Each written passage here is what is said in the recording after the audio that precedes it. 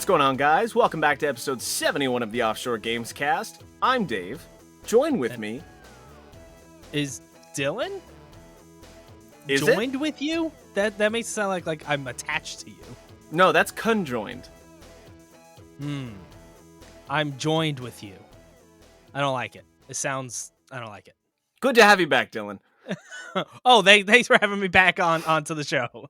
Of course. Now, we got a lot of stuff to talk about this episode. Stuff that's very near and dear to my heart. But I'm not going to talk about it now. What we will be talking about is A Plague's Tale Requiem. We both have been playing it, and we're getting a little Witcher Remake. Tune in. And none of that is close to your heart? Oh, God, no. Anyway, if anyone's been listening to the show or gives a single hoot, the Season 3 finale and Game of the Year of 2022 are coming up soon on December 6th. It's gonna be an interesting one. Yeah, I think we're gonna be bringing many different games to the table this time around. We're playing some different stuff. Definitely will be, and it's I'm very excited to see the arguments and decisions that will be made. It's gonna get violent, I think. I think so too. I might strangle you. I'm down for that. All right. All right. We also have a whole lot of guests coming to our website to post their games of the year and talk about why they picked it. Including Philip from the Deleted Saves podcast, which is all about games that stuck with him long after he finished them and has deleted his save. You can expect a mixture of retro and modern games in his list. Also is Dave from Remember 64. Go check out his podcast with Luigi as they talk about everything Nintendo 64. We're also happy to welcome Lyle from the YouTube channel Lyle's Indie Corner. This was previously known as Dragons Ate Our Name. She recently switched over to a new channel that's completely focused on narrative-driven indie games. She just finished A Plague Tale Requiem, which is what we're talking about today. Go check her out. Also, she has a correction for you, Dave. You're in trouble. You fucked up when talking about Medieval Dynasty. Are we sure? Were you there? Lying, I was there, yes. You were there in Medieval Times. And yes, you asked, you got every single person's ID? Yeah, I went to Medieval Times for a field trip. And I checked everyone's ID just to be sure. I don't know. All right, her correction. This is the full quote. I'm going to be a super smartass here, which everyone totally loves, and rebuke Dave's comments about marrying age being so much lower in medieval times. That was only true for the nobility.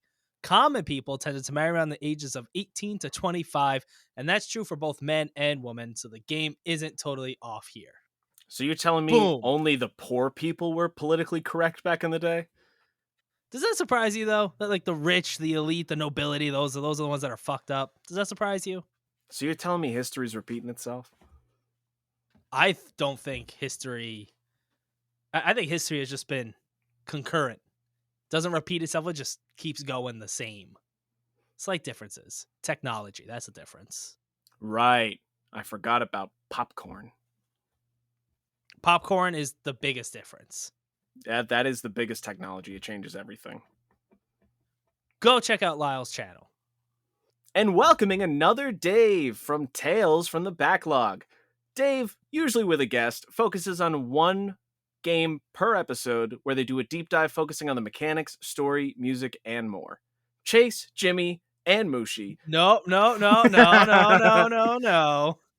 That one's mine. Chase, Jimmy, and Mushi from PlayCube Gamecast is joining the guest list. They play a new game every week, whether it's a new modern game or something older, to see if it's worth playing today. So go check out the PlayCube Gamecast. All right. Go to guesty.game, and it's a website where it's basically Wordle with video games and pictures. We compete every week. Lowest score wins. I'm 3 down behind you now. Now, will I finally close the gap a little bit more? Or is my hole getting deeper this week? I got a good feeling, Dylan. For who? For you. Oh, okay. Started with October 25th, number 164, which was Tomb Raider. Took me 5 tries. That took me 4 tries. After that, on the 26th was number 165, being Unreal Tournament. That took me 2 tries. That took me 5 because I kept sitting there going, like, what fucking Quake game is this? And I remembered Unreal Tournament was a thing. Yeah. October 27th, number 166 was Ori and the Blind Forest. That took me 4 tries. I got that on the first try. I don't know how. It was the art style. Okay, I still don't know how. And the purple. There's a lot of purple. Ori and purple go together. Yeah, I still don't get it. After that, on the 28th, number 167 was Friday the 13th, the game. That took me 2 tries. That also took me 2 tries. After that, on October 29th, number 168 was Crypt of the Necrodancer. That took me 4 tries. I squelched because I could not think of the fucking name of it. I knew what it was from the second picture. There's no way I could think of that name. I think I needed the hint where it was like rhythm / whatever. And once I saw that, I was like, oh, I know what this is because they made that Zelda one. Yeah, just the name was completely escaping me. And last finally, but not least, what are you doing? Oh, you're right. What It's are your you turn. God, I'm finally, on the 30th, number 169, aka the square root is 13, was Manhunt. I got that in 4 tries. 1 try, which when I sent this to you and you're like, how the fuck did you get that in 1 try? It's just Manhunt, for whatever reason, has always been one of my, yeah, this looks like an old kind of spooky game. Manhunt. I always guess Manhunt. I'm looking at that first picture. I'm like, what the fuck is this? It's just... And then I even took like a shot in the dark when I got to the 4th picture. And I was just like, you know what? Sure. Well, that makes my final score 21. And mine is an even 20. I think this is 2 weeks in a row where you beat me by 1. And 3 weeks in a row straight of winning. Yeah, which puts me 4 down. Which I think I need to win out officially now to tie you in the final results.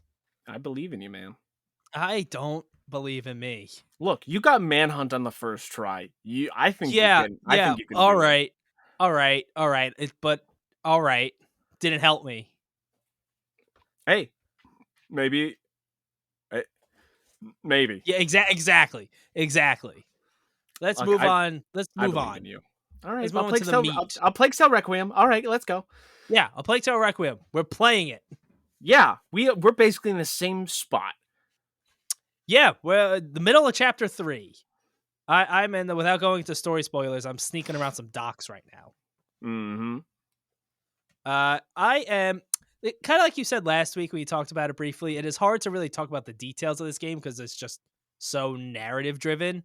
It's straight up like a carbon copy for the most part, except like there's like maybe 1 to 2 new like item mechanic type deal, but like yeah, for the most part it's just like there's more rats, you're still sneaking, you're just doing your thing, which I'm fine with because I really like the first Plague Tale. Mm-hmm. But yeah, it's just you probably could have taken this game, put it at the end of the first one with just like a 3 months later, or however long the difference is. Yeah. And it would have just worked seamlessly as just one thing. One huge story. And I'm like, this seems like the type of thing that they would definitely do like a trilogy for.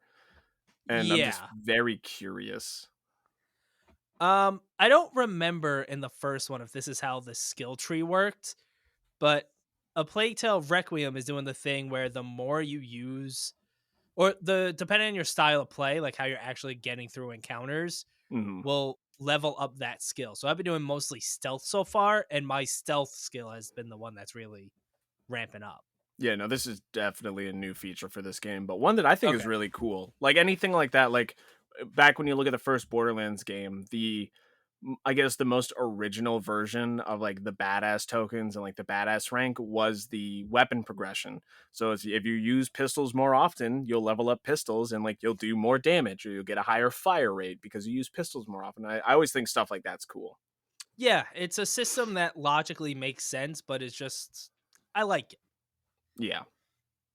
Um, I guess my overall biggest take so far from this game is that I kind of miss. I wish there were more games like this, as in, the chapter starts, you're just playing through this well crafted level, and at no point do I feel like overwhelmed with all these branching paths or a big open world or Hmm. overwhelmed by so much to do. It's just like, nope, I'm just gonna make my way through this level, enjoy the story, enjoy the stealth, and it's just simple. And I feel like games kind of have really gotten away from that. Yeah, I could. I mean that the whole thing now is just how much bigger can we make it? How much more live service? How much more money can we get? I mean, yeah, that's really what everything boils down to. And I'm not like knocking open world games. Some of my favorite are open world. There The needs to be scale more of has these. definitely been shifted on like the Yes, amount of these kind. I also think we've gotten like my biggest one is Assassin's Creed Valhalla, where Hmm. it's too much. It's too big. It I doesn't need to be still like that. I still had a great time with it. Oh no, I really enjoyed Valhalla, but too much. Sometimes too much is too much. Yeah, but I mean that's what these perfect little story games are for. But we do need more because if showing the first one in general shows how well these games can do, like Yeah, critically and whatnot. So like, and the most frustrating thing is that talk. What was it, Sean Layden or someone saying that like we're more than likely just going to be getting nothing but sequels from now on yep. because games cost more money. It's easier to just reuse assets. It's like instead of putting all this money into something that might fail, but like those risks have to be taken. And I feel like the first Plague's Tale was one of those risks, and it really paid off. Yeah, because that's the thing. You're not gonna get that next big game unless you take that risk. Hmm. You're not gonna get the next God of War or GTA or what have you unless you're like, oh, we're gonna try something new here. It's like, why do our sales keep declining? Because we keep putting out Battlefield games, and they suck. Yeah, it doesn't help that they haven't made a good Battlefield game for a while. Literally, it's been years. It's frustrating as shit. But yeah, I don't. Did you have anything else to add to a Plague Tale? Because like it's hard to talk about it without story stuff.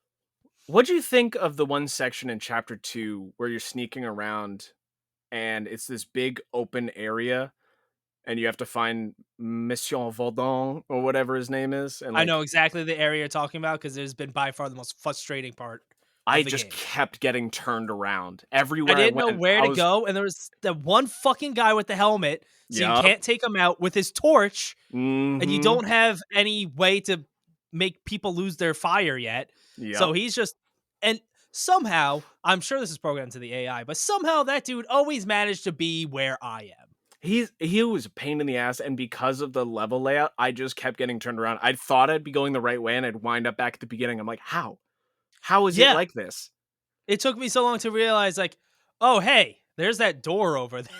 Again, like Uh huh. where am I supposed to go? And then I finally figured it out, and I was just like, I don't feel like playing anymore. I'm gonna put this down for the night. I no, I went. So I've where I'm at. It was all like a one sitting type deal, and I am really liking it. Do you know how many chapters are in it? Not off the top of my head. It's usually one of the first things I look up, but I've Me played too, but I was just like 3 playing separate through it. sections, each one chapter at a time.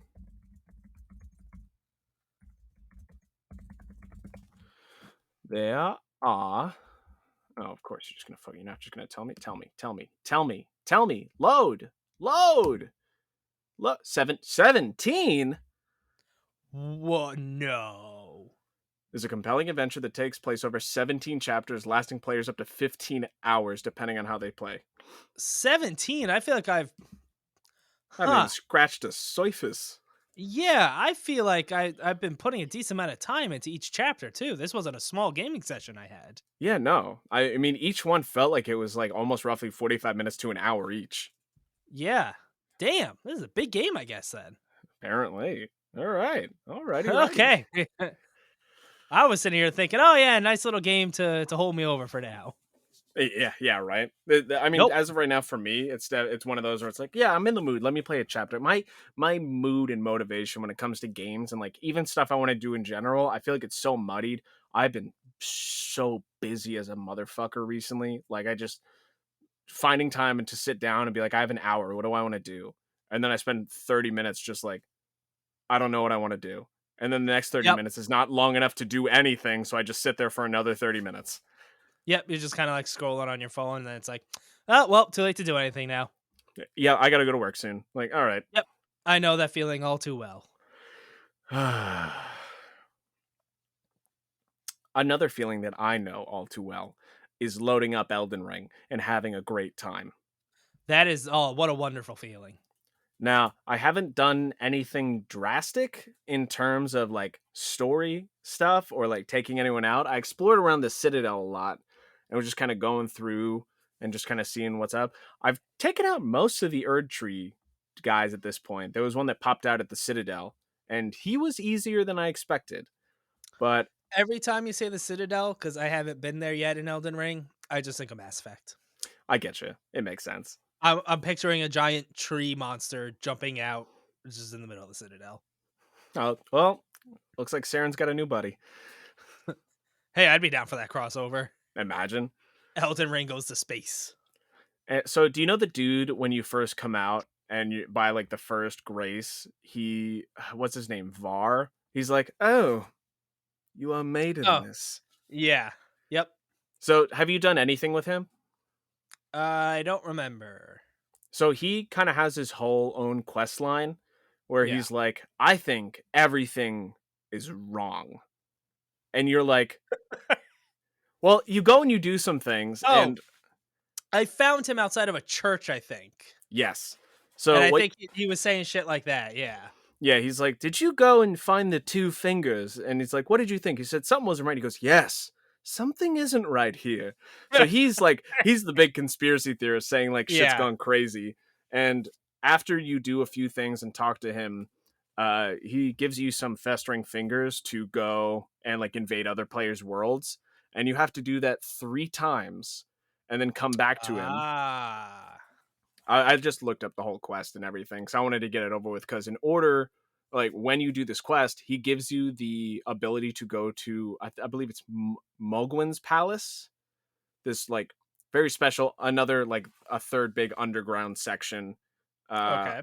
underneath where you kind of fight Radon and whatnot. And there's this one spot where at the site of grace where you walk down this hill, and there are these enemies. 4 of them are awake. About 12 of them are sleeping. Oh boy. I could take them okay. out, the sleeping one, in 2 hits, and they're Okay. 2,000 runes each. So every 2 to 3 minutes, 40,000 runes. Restart, walk down the hill, do it again. Restart, walk down the hill, do it again. That sounds pretty good. So I will be farming that for a good while. I think I'm almost either level 79 or 80, and I want to You're get up even there. higher. I'm trying. I think I just hit. I'm close to 42 hours now. At I this just rate, you're gonna probably finish Elden Ring before me, and I am fully expecting to not have Elden Ring done for Game of the Year. which means will it even be on your game of the year? Yes, I know. I guarantee it is at the very least within my top 3, if not my number 1. Spoilers. It's just I've been saying it all year. I know. I've been saying my game of the year all year too, and it hasn't changed. I don't remember what it was. Well, if it's not Oh, Elden Ring, Marvel Snap. spoilers, dude. You can't just be doing that. Oh my god, bro. I don't remember. I can't remember what came out this year. What came out this year? It came out in January. January. What the hell came out in January? Was that Resident Evil? That was last year. What? What? Yeah, no. Time means nothing to me. January. Did I play it? Oh yeah. Oh, Pokemon. Pokemon. Oh my god, that game feels like it was from another world. It literally does. It But it feels like a past lifetime. it's, and the weirdest thing is because in like 2.5 weeks we're getting another Pokemon game. Yeah. Oh boy. Yeah, we are. But Legends Oh boy. Arceus, perfect, so good. I We're not gonna have any games done for Game of the Year. We're just not. We're gonna have some very interesting ones to talk about. Yeah. It's just every time we talk, just well, I didn't get to finish this one, but Yeah, or it's just like I played this. We're like, oh, okay, yeah, I don't. Whatever, keep it there. Fine, whatever. there's gonna be a lot of conceders. Just yeah, I didn't get to it, so whatever. Just keep it. Yeah, I don't know. You seemed really jazzed about it when you talked about it. Yeah, yeah, sure. No, it's gonna be more heated than that. Oh, it will be, and I love our heated conversations. It's gonna be so hot. Speaking of hot, I've been playing more Mario and Rabbids Sparks of Hope. Okay, so I'm on the second world now, and I'm still getting that kind of. It feels weird making the Mario Odyssey comparison because it's clearly nothing like that, but very similar vibes of just here's this big level, go run around, explore, and find planet coins everywhere. Uh, One thing that disappointed me, then the first world there was a whole mini game about like dashing into fish and throwing them into a fountain while music from Super Mario World played. They had to like try and beat a score to get a planet coin. Now I'm thinking, oh, awesome! This it works totally fine as a beach level. Makes sense with all the fish and everything. I wonder what the next mini game is going to be. Second world is all like frozen area. It's the same exact mini game. Mm. That was disappointing. I was hoping a different mini game for each world. You know, I love me my mini games. Like same with fish, or you doing like penguins or something? Nope, same fish. They're like little Boo. red cheap things. There was a little side quest where I had to go find 3 hidden baby penguins and throw them onto a pirate ship. Okay, I do like the baby. I like the penguins. I got very excited when I saw them in the trailer for the movie. Yeah, the penguins are apparently on a big comeback right now. Oh, please, I love them. I have upgraded to the point where each of my characters can use 2 sparks at a time, and the spark is the rabid lumas from Galaxies or from Right. Galaxy. Um, and they basically just give upgrades. They give you like status effects, like this attack for this turn will do more damage and have fire damage. This fire, splash, electric, frostbite, the typical type of stuff you would imagine. Um, or other ones are a little more interesting, like oh, you use this spark and it pushes all nearby enemies away from you and forces them to like run out a certain proximity, which is nice when it gets overwhelming. And I guess the last thing I'll say is that right now I'm way more into the gimmicky type battles, which is like, oh, this one is called Brothers in Arms. You have to use just Mario and Luigi for this fight. Oh, that's cool Uh, though. or it's just like, oh, this one's not about fighting. It's about just trying to survive as you reach the end of this level. All you have to do is reach the end, and then it's done. The battle's over. Hmm. I like those way more than just the generic defeat all the enemies. Yeah. It spices it up a bit. But that's my Mario and Rabbids update. Just a quick one. I'm into it. It is I would say a pretty big step forward from the first one. I wonder if I played this one, I'd like it more because I put a few hours into the first one, but I got stuck on this one pathway or whatever, and after a few times of a strategy game and pissing me off, I'm more than fine with just putting it down entirely. It's so there's a lot of like difficulty options all the way up to making yourself basically invincible, so you just can't lose. I like that. But if you don't like the gameplay from the first one, I don't think this one changes your mind. If you like the gameplay but not everything else, I think that this is a good step forward from that first game. Okay. Maybe when it goes down in price $5, Oh yeah, the big Nintendo sale. I'll think about picking it up. Maybe 2 of them. All right. You know, I was a little upset before because you said hot, and I was like, man, what would be a good transition? And as you started talking, I was like, fuck, I had a perfect transition. What was the transition? Let me hear it. So I did something stupid last night. Oh, okay. I've had an item for about 2 to 3 weeks, and I decided to use it last night, and I Okay. regret it. I did one of those one chip challenges. What the hell are you talking about? So there's a thing that goes around is the Pocky one chip challenge, which is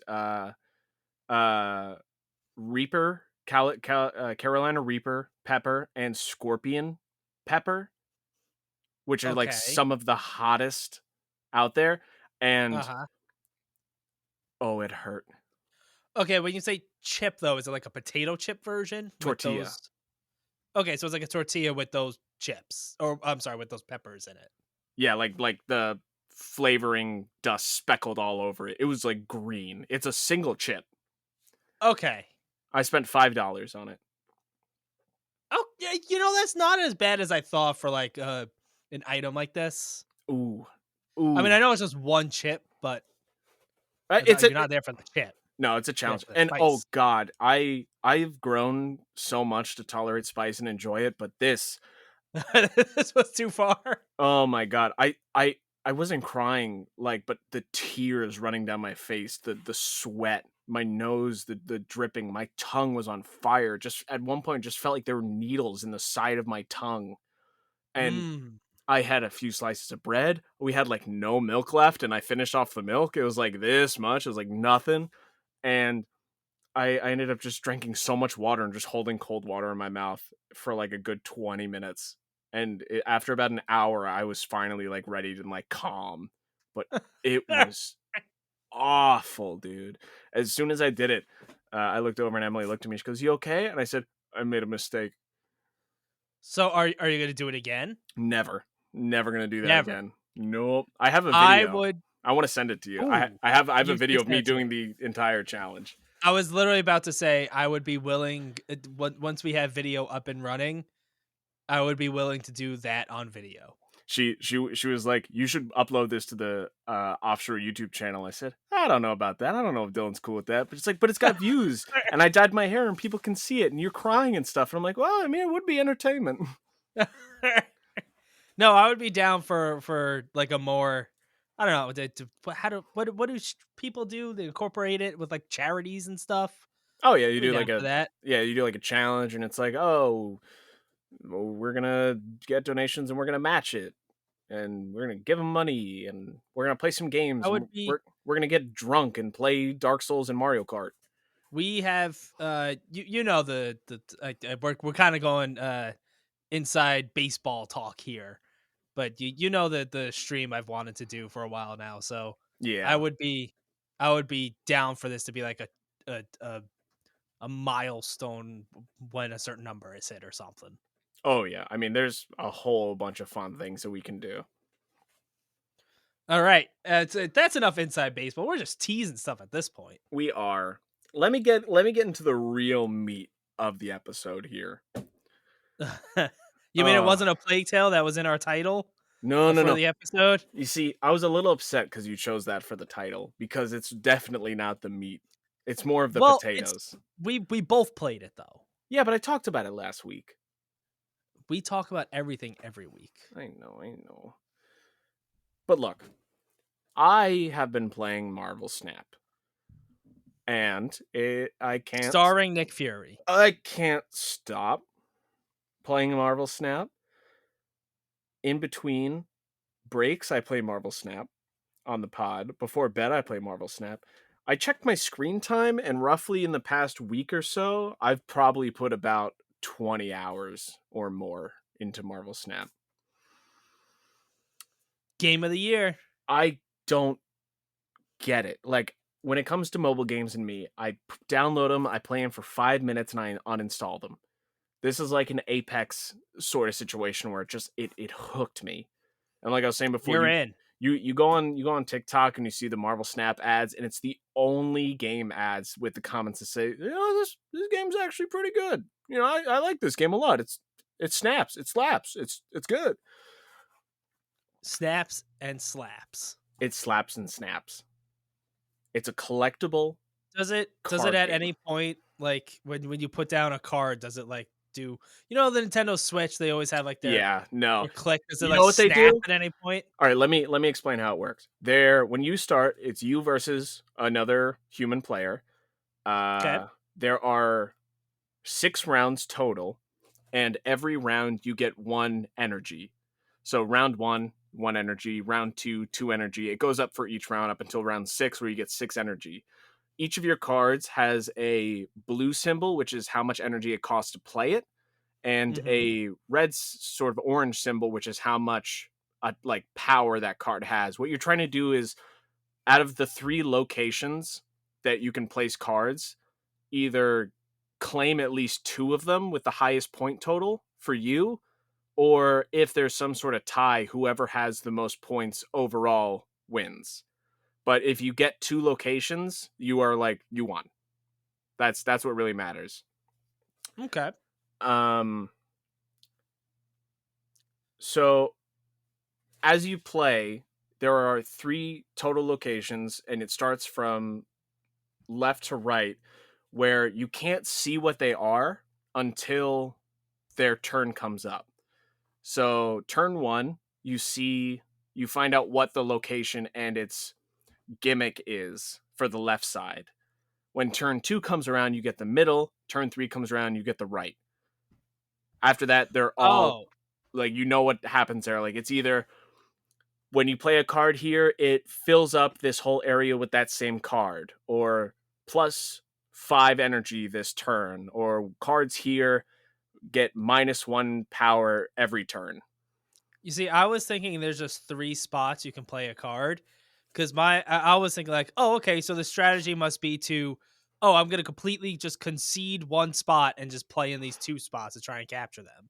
I mean, Like, it's so each location has 4 spots to put a card. So you can have up to 12 cards on your side, but the chances of you actually playing that many before the game is over is very unlikely, especially with the decks that people can create. Because each card almost has their own gimmick. There are cards that don't have abilities, and locations that will reward cards that are played there that don't have abilities. Um, there are ones that can really mess you up and can really help you out. And there's one new one that I saw as of today that me and the other player were both confused as shit, and like sending, like, they have like the in game, it's like, what just happened? Or it's like, I feel okay, yeah, confident, like the preset things to say. yep, So as the second location opened up, it was Ego, Star-Lord's dad. And okay, I've never seen this location in the whole time I played, and it said, Ego will now take your turns for you and play the game. So okay, this middle location is choosing which cards from our hands are going where, and we're just watching. And once Ego places the card, the only thing you can do is end turn. And he sent one of like the emoji things of Deadpool, like, huh? What's going on here? I'm just like, what's happening? Like, we're just watching this game happen, which is very interesting. yeah. I kind of like that though. It was cool, and it's like I think the cool thing about this game too is the fact that, like, because of the way that it is, you can add so many more cards over time. Whatever season passes, whatever themes. Like right now, this season pass is very Spider-Man symbiote themed. So it's like Miles Morales, Spider-Woman. I think there's definitely a Venom somewhere. I got Carnage, and all like the rewards and stuff for each season pass level is very Spider-Man themed, little avatar icons. But going back to everything, as you're playing through, there is a cube at the top of the screen with a 1 in it. If you want to progress in ranks, whoever wins gets however many cubes are at the top. Now, when you click the cube, you snap. And There it is. instead of the Nintendo Switch thing, it a deep, deep voice goes, "Oh, snap." That's not what I was thinking. I thought it was gonna be like just a Nope. like. Oh, snap. I like that. That alone, like nothing about this has made me like. I hear this stuff. I'm like, I probably shouldn't download this. I'll just take up my time. The oh snap has me like, I kind of want to play that now. And the way he says it too is like he's shocked. Like, oh, snap. Like, he just did that. He's just this guy that gets dropped in, sees a card played, and he's just so confused. Oh snap! I will literally open up a match right now just so you can hear it. Do you have to play through the whole match though, or would you just I can you retreat. just bounce out?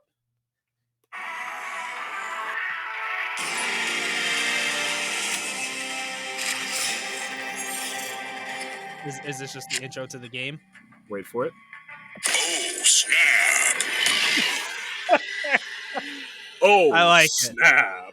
It's I'm a it's fan of it. it's funny. So when you do that and you snap, you basically double the amount of cubes or tesseracts. So when you snap, it goes to 2 cubes, and if you're the only person to snap, by the end of the game is 4 cubes. Now, if the other person also snaps and wagers, it goes up to 8 cubes. And whoever wins gets those 8 cubes put into their rank. Every 10 cubes is 1 extra rank.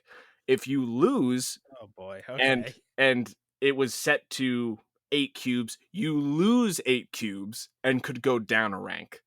You won't lose I any of understand. like the rewards, but I started at like 39, got all the way up to 48, and in the same day went back down to 39. Like, it is crazy. I understand like gaining and losing cubes. You lost me a little bit with the betting or whatever It's like and the snapping. it's yeah, I mean that's kind of how it works is however many cubes are at the end, if you win, you get them. If you lose them. Okay. So snapping has its own like strategy that can be done. Oh, you don't snap every turn? No, you only do it once. And it is also Oh. used as like a mental tactic. So you could bluff and like if it's towards the end of the game and you snap, people will think, "Oh, he's going to win. I'll retreat." And then you can just win. Like you can really play a mind game with it if you wanted What to. if do you lose anything if you retreat? So if you retreat, you will lose whatever amount of cubes have gotten up to that point, but you will escape. So like if they snapped and the next one is going to be 8 and you retreat now, you're only going to lose 2. It won't get up to that 8. So it's like a safer way. So it's like if you know you're not going to win, you're just going to be like, "All right, I'm out. I'm done." Okay, so it makes sense to just take the loss at 2 cubes instead of 8 and like trying to yeah. really push it because like I said, all the way up to 48, back down to 39. As of right now, I'm at rank 47 and I've been bouncing up and down between like 45 and 47 all day today. Like it is people are fucking they know what they're doing. They're good. It's Yeah, they I think it's like the same group of people that jump from card game to card game and kind of have like the strategies to them. yeah. It's It's yeah. it's definitely something. And as we're talking, I'm playing a game right now. Like I'm in the middle. I'm like What? looking back and forth. I started the game so you could hear the "oh snap," and You now were gonna retreat. I was, but I mean, I might win as of right now. You see, this is the hook. That they've got their hooks in you. As of right now, I have one location locked down with my Professor I think X. I'm not gonna download this game. This is dangerous. No, no, I no, want no, no, nothing to no, do no, with no, no, no, no, this. no. It's good. I might win. Let's hold on. See, right now it's 2, and the final is 4 because he didn't snap. If he snapped, the final would be 8 to be doubled. All right, let's see. Let's see. I'm waiting for him to do his Oh final turn. snap! Oh snap! It's just hearing that's just fun. Like I was playing and every time I'd load in to a match, I'd snap immediately, and I realized that might not be the best move because you could lose. All right, all right, okay, all right. Oh yeah, I won. I got 4 cubes, buddy. I got 4 cubes. Why didn't you snap? I did snap. He didn't snap. If he snapped, I would have gotten 8. You're making me want to snap. All right. Now I'm back up to rank 47. Rank 47, 3 cubes. God, it's so difficult, man. I can't even The get to rank struggle. 50. There's so much to this game. It's a lot of fun. The season pass too. I'm rank 45 in the season pass. There's a collection level which every time you upgrade a card, you get points for the collection level, which is how you unlock other cards, and you get boosters, which is what you use as like the spending currency to upgrade use boosters and credits. You need a certain amount of boosters to upgrade that card, and credits can be used for anything. And right now I'm collection level 258. Look at you go. I'm finishing missions. I have the Symbiote Invasion Chapter 1, 2, 3, and 4 all completed. I'm waiting for Chapter 5 to come out. I have so many cards. Look at how many cards I have. Look at all these cards. And what made you first download this? I don't know. I took a survey too. Like I opted in for a possible survey, and it's like, what card games have you played? And I'm like, well, yeah, I put a good amount of time into Duel Links and Slay the Spire. I just like card games. That was probably the first thing that got me into it, is just enjoying those kind of card games, but like they're very specific type of card games. And I was just like, I don't know, Marvel, fuck it. I don't know. I think it was one of those, I'll give it a shot. I'll probably uninstall it in a few minutes, and it's been 20 some odd hours later. Well, game of the year. It's so much fun. Offshore's Upgrading top cards. 10. 1, Elden Ring. 2, Marvel Snap. Each card has different variants too. Like you can't have two of the same card in your deck, but you can switch out like the variants of how they look. So like, for example, here's the Captain America that I showed you, right? Mm-hmm. And then It's really good. Visuals for a podcast are great. Here's the other Captain America. That one's better. There's baby variants. There's animated. There's like Baby Mario. Yeah, there's like baby versions. So like I don't have a baby one yet, but like here's the thing, a regular, and then here is a pixelated one. This is, like I said, visual content is great for a podcast. I don't give a shit. I'm talking to you right now. This is what I'm talking about. The people know that there's variants. I told them about it, but I'm just trying to show you. I'm just trying to show you something. People know. Yeah, dude. I told them. They know about it. Yeah, I mentioned it like a second ago, but I'm trying to show you something right now. All I wrote personal around here. All I wrote for my Marvel Snap notes was, "Oh boy," because there's just, you should have said, "Oh snap!" Shit. Oh snap! You missed that opportunity. I wrote, "Oh boy," because there's just so much to talk about with this, and there's so much more that I'm learning about too. But it's just I can't stop playing. Have you looked up the meta yet? I have not. I have debated on looking up what are the best decks to make. Yeah. But at the same time, because of how much fun I'm having, I'm seeing how other people play, and I'm seeing the cards that I've been receiving, and I'm looking at it, and I'm like, well, I could make a deck out of this if I get a whole bunch of these cards and I bring this one here. Well, I can make a deck out of that, actually, if I do this. And, like, I'm trying to create my own without having to, like, look up and, like, be a follower. I'm trying to be a leader. You're trying to be a leader? You're going to be posting the tier list. Oh, my You're God. going to be in control of the meta. I don't know. It's good.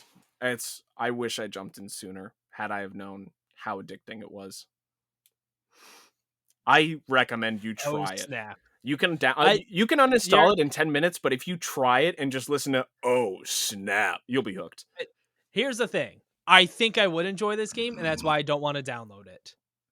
Maybe after Game of the Year, when there's that period where it's like, I can do whatever the fuck I want. No, dude. When you're at work and you're bored, you could be snapping left and right. I don't have free time at work anymore.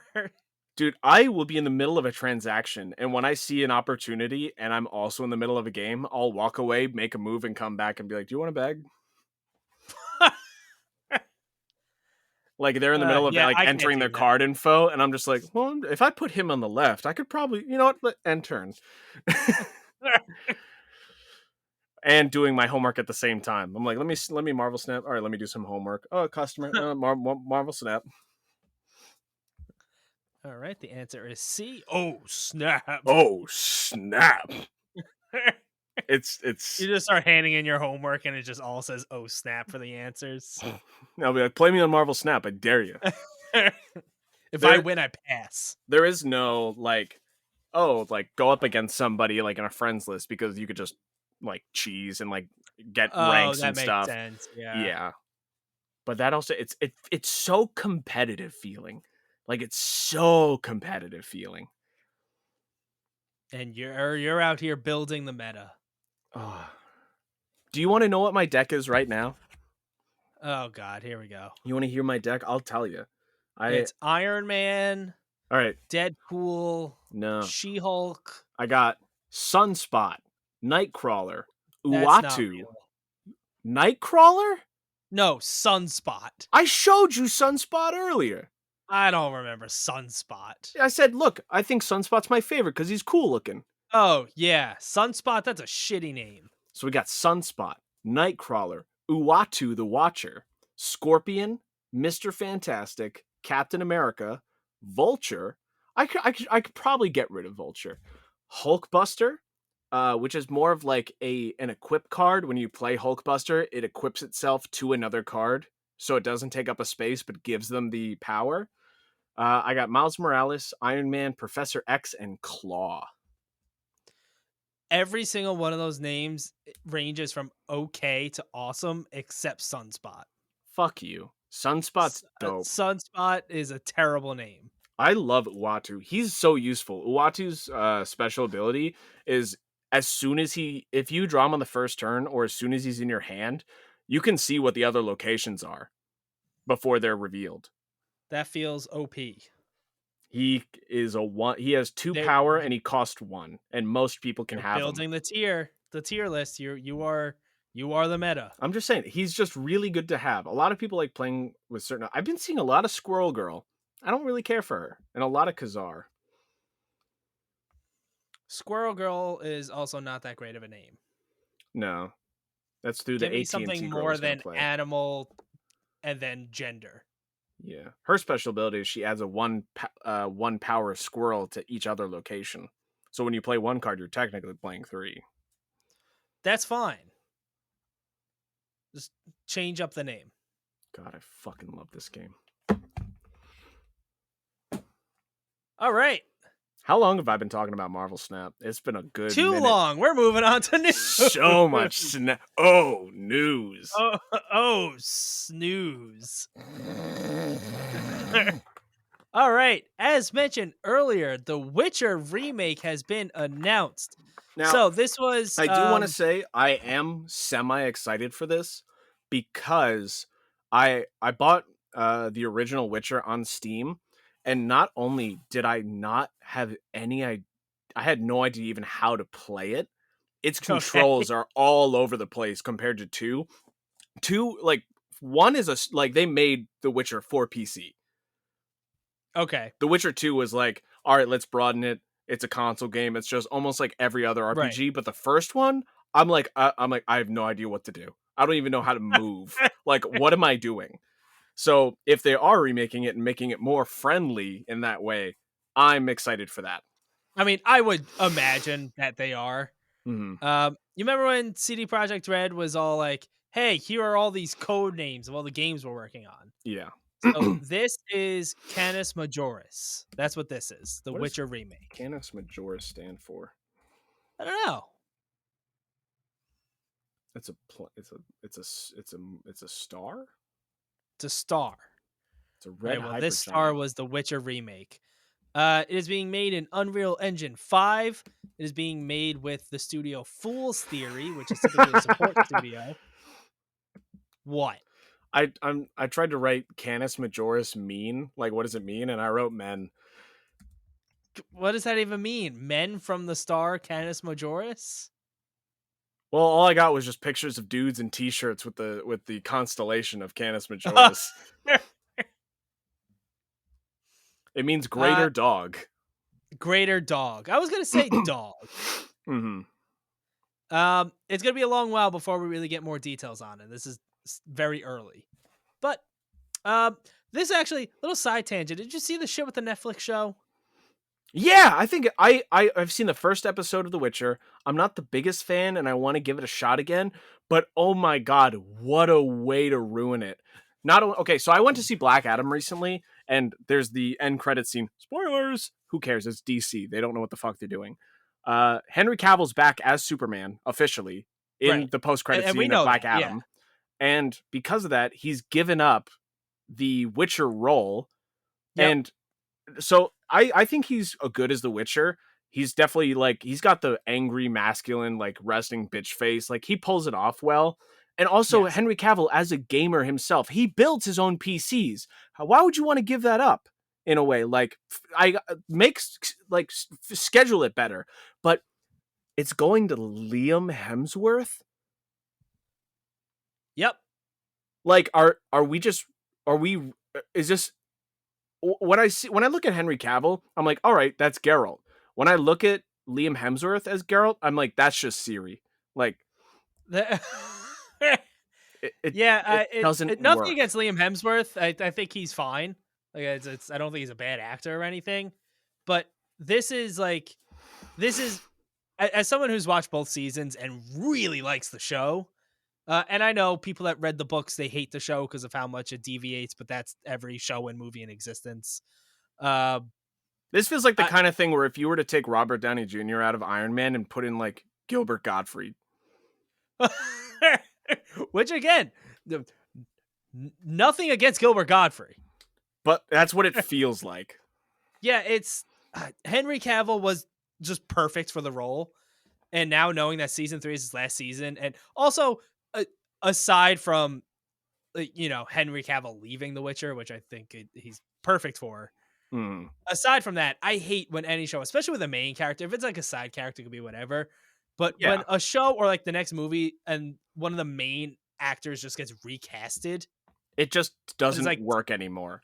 No, and it's meant to be like the same character. I hate that. God awful. I would rather them kill the character. I mean, The Witcher is almost like it's so frustrating because like they could just make Liam a different Witcher, but Geralt's the whole thing. And unless they figure out some way to kill off Geralt or whatever, maybe he takes a hibernation nap or something. It just it's not. And I'm not even like a fan that big. I'm just mad about it. Like it's so stupid. I came to the conclusion that I will watch season 3 and then probably not continue with the show because I'll just get angry. Yeah. Like I said, nothing against Liam Hemsworth. I think he's fine, but this is, as someone who really enjoys the show, I am unhappy. Look, toss a rock at this Witcher, you know? No coin. It's just a metal version. No. Toss a rock. Toss a rock to your Witcher! I'd be down for that. I would watch season 4 for that part. If it was like Thor Ragnarok-y, like they just changed it and it was just all cool. Yeah. I like how we talked more about the show than the remake. I mean, it shows where our passions lie. With Netflix. All right, moving on. Rocksteady co-founders are apparently leaving the studio, which is interesting. Sefton Hill and Jamie Walker are planning to leave at the end of 2022. Apparently, Suicide Squad: Kill the Justice League is nearly finished. And, I mean, I guess when it comes to Rocksteady in general, I mean, they are Batman. They are, like, it's just, that's almost their DNA at this point. And it's weird to think that, like, if they are leaving, like, is this the end of not only like Batman DC type games from them, but like good Batman DC type games? I would imagine they continue with Batman / DC games in general, especially if Suicide Squad sells well. Good or not remains to be seen. Yeah. They're looking to pursue a new adventure in gaming, and whatever they come out with, I big fan of what they've done so far, and I'm very excited for Suicide Squad: Kill the Justice League. But as of right now, Nathan Burlow is the new studio director, and I'm gonna fuck this name up. Darius Sadigian? I think that's probably pretty close. Is the new studio project director, and I guess the best of luck to you guys, because those are shoes to fill. Yeah, they basically, and I'm sure it wasn't just them, but as the Rocksteady co-founders, they kind of invented the Arkham combat that many games have used since then. I mean, Spider-Man. It's just like you can see the roots. Oh yeah, no, and I love the Spider-Man combat, but it is It is that the Arkham its roots combat. are in this. Yes, Yeah. it's just Spider-Manified. It's not Mad Max. It's just Batman. It is just Batman. Empty Batman. Empty Batman with some cars. Although there's Arkham City, which has a car. So No. Right, was it- Arkham Knight. Arkham Knight. Okay, is Arkham City not one? No, didn't have the car. Arkham Knight was the first one with like the actual Batmobile that you could like Okay. open world drive in. Gotcha. All right. Kind of to my surprise, because I thought Dragon Age was never gonna be a thing. Dragon Age Dreadwolf has completed its alpha milestone, which basically means, as of right now, you could sit down and play this game from start to finish. There's still a lot of work to do, as in, visuals, game mechanics, polishing it all up. The next thing they're going to show working is on a story stuff. completely untextured main menu. They just go into the game, and you can play from start to finish, but it's just everything is just that, like, that gray, that The boxes, untextured things the that- checkered box. Yeah. and that's just everything. It's like, well, it's here. And it just keeps breaking and freezing. I really hope that Dragon Age Dreadwolf and the new Mass Effect games are hits, because I would love nothing more than for BioWare to come back in its glory. Oh yeah, I can't wait for the next Mass Effect. Dragon Age is one of those that like I've struggled very much so to get into and enjoy. I don't think I've found the right time to like really put myself in it. But hey, Ollie, When I played Dragon Age Origins for the first time, I was very specific. I was in like how I go through my phases where I'm like, I'm gonna watch every Lord of the Rings movie for the next 3 months just on repeat.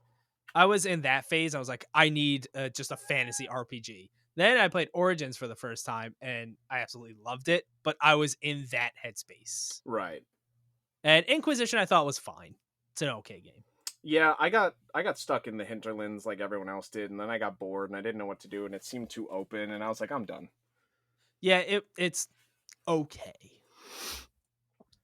One thing that I am excited for now that I get it. It's clicked.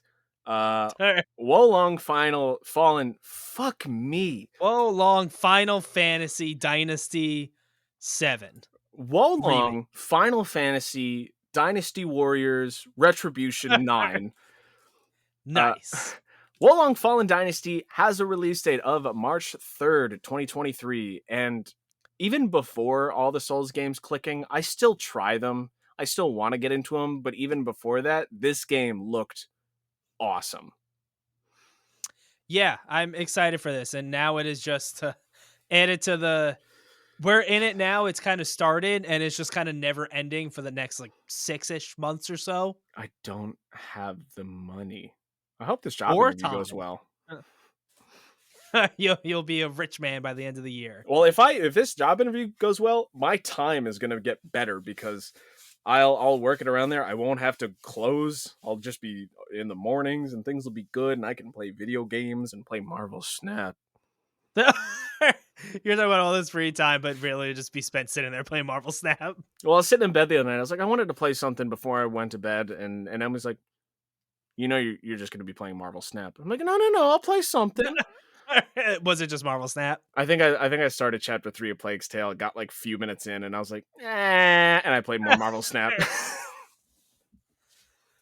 All right. We also got a release date for Somerville, which is Summer or Somerville? Somerville. Okay. It is coming out November 15th, so in just a couple weeks. And I'm pretty sure this was already out there, but it is going to be on Game Pass day one, which is nice. Nice. This looks like a neat little game. I'm excited for it. I want to try to find the time. What? Shut up. It's not even like I want to check this game out now. It's I want to try to find the time for it. I mean, it is one that I've like semi kept up with, and it's after all the delays and just everything else, I'm just like I kept forgetting about it, but I am curious. But You are curious. with everything coming up on the 15th, 3 days before Pokemon, If I start it, it better be short. Like, I'm telling you. It looks like it would be short, but And also a few days after Ragnarok. Come on, man. Come on, man. yeah, that's true. Ragnarok's probably going to be the bigger force there. I have officially made the decision to put off buying Call of Duty so I can have money for Ragnarok. Probably a good decision. It is. But I want it. Unfortunately, we do have some bad news. Rieko Kodama has passed away. She worked for Sega as the creative lead for Phantasy Star series and the director of Phantasy Star 4. She's been awarded a Pioneer Award at the Game Developers Choice Awards. She ended up passing away in May, but the family kept it private overall. Just like respect for everyone. Just it's unfortunate. Yeah, I think it was in a game recently, like one of those retro things that Sega's always doing. Yeah. I think it has some sort of message at the end, and that's when people are like, "Oh, wait, is this a thing that happened?" And then yeah, like Sega confirmed it. Yeah. Sad. It feels like the game industry has lost a lot this year. It has, and it's I feel like with more now than it used to be, a lot of the people in the gaming industry are very notable, and not just in the gaming industry. And Right. because of that, in the next few decades, it's just going to be more apparent. Yeah, sad news. Mm-hmm. All right, moving on. We have a couple of stories surrounding the Callisto Protocol. One of which, well, actually, they're both pretty bad news for the Callisto Protocol. First, they have had an issue with crunch. So the director, Glenn Schofield, who has now deleted this tweet, he said he is proud of his team working 6 to 7 days a week and after hours to finish the game. Obviously, with crunch being such a big issue that has been on the forefront of gaming over the last few years, probably not the best thing to say. He did take responsibility in an interview with Inverse. He said he messed up, that the backlash has been educational, and hopefully this is all a catalyst for change, even though we hear that every single time there is crunch. I know people freak out at game delays, but just delay the game. I mean, the interesting thing too is that only just recently it went gold. Like, are we just saying games went gold just for fun now? Are we just lying? I mean, I at this point, yes. I think that's how it works. Like games go gold and then they still have to finish it because of the big, day one update. But they want more traction, so they say it goes gold. Yep. Yeah. But if that wasn't bad enough, if you're in Japan, you just can't play it. You cannot play the Callisto Protocol. There is a dispute with CERO, CERO, which is Japan's rating board. In its current form, it just does not pass their inspection. Striking Distance Studios will not change it, as it would be overall changing what their vision for the game is. I assume that Japan just doesn't like the amount of gore and craziness. That is the guess. To which the obvious one. To which, is this game coming out in Australia? As far as I know. Because Australia doesn't even let blood happen in Left 4 Dead. Yeah, so, I mean, maybe things have changed since that time. Mm-hmm. But, yeah, I don't think they ever specified with this what the actual reason is, but that's the obvious safe assumption. Yeah, I mean, they put so much time in just the death animations and the gore and everything, the environmental destruction of the person itself. But the only way to play in Japan is by importing, and those who have pre-ordered the game will be receiving a full refund. Yeah, that sucks. It does. Also sucks just the bad news surrounding the game just a month before its release. Literally. And I'm very excited to play this game. Yeah, it looks awesome. And then a month later is Dead Space 1 remake. Yep. That's just Oh boy. Which also, from what we've seen a considerable amount less, but still looks good. Oh yeah. The first one was just classic. You just can't. And they're only just going to try to make it better. I wish I could get the collector's edition. You're getting the collector's edition of Dead Space? I wish I could. It comes with a helmet. Oh god, that's right up your alley. I love You can helmets. play the game with the helmet on. I could, and I wanna, but I just can't. Oh, right. My laptop's about to die, so how about we do these notable game releases? What I can do is talk about the notable game releases, Dylan. Starting off on November 3rd is The Chant. I feel like that game has not gotten enough marketing for what it should be, because I'm curious about it. I want to know more. It looks cool. But you'll be able to play that on the PC, on the PS5, and on the Xbox Series X and S. Just a day after that, November 4th, is Harvestella, which is that Square Enix farming sim, but more with a story type deal. Coming out on the Switch and PC. Backing it up, on November 3rd. Oh, I fucked up. I put Harvestella in the middle. Yes, you Whoopsies. did. So, also on November 3rd is the Entropy Center. It seems like a fun little puzzle game having to do with time, taking objects and like making them old and like bringing them back, and like time manipulation in that sort of way, which I find cool. fun. The premise reminds me a lot of Singularity, which came out on the Xbox 360 and PS3, and I loved that game. And this will be coming out on PC, PS4, PS5, Xbox Series X and S, and Xbox One. And then on November 4th is Harvestella. You know, that Square Enix game is like a farming simulator, but with a story and some more. Is that the one coming out on Nintendo Switch and PC? That's the one. How'd you know? Oh, I feel like I've heard this before. Crazy. Well, we gosh darn did it. Now, didn't we? We've done it now, haven't we, Dave? If anyone has a KFC near them, you could spend like $4 and get half a gallon of soda. In a KFC bag. It's got a handle. Why a bag, though? What's the deal with that? I don't know. Popeyes does the same thing, but mainly with sweet tea and Hawaiian punch. You can get a bag, though? Yeah. They've been... Is it just like a Southern thing? Oh, yeah. I mean, the amount... I mean, think of it like this. Most of these places, you're getting, like, huge meals worth. Like, KFC is like, let me get the bucket of chicken. We're getting a family meal. You want to get a family-sized amount of sweet tea. But then what, you all drink out of the same bag? You don't have to. You could just pour it into cups, but you have the liquid. That's unreasonable.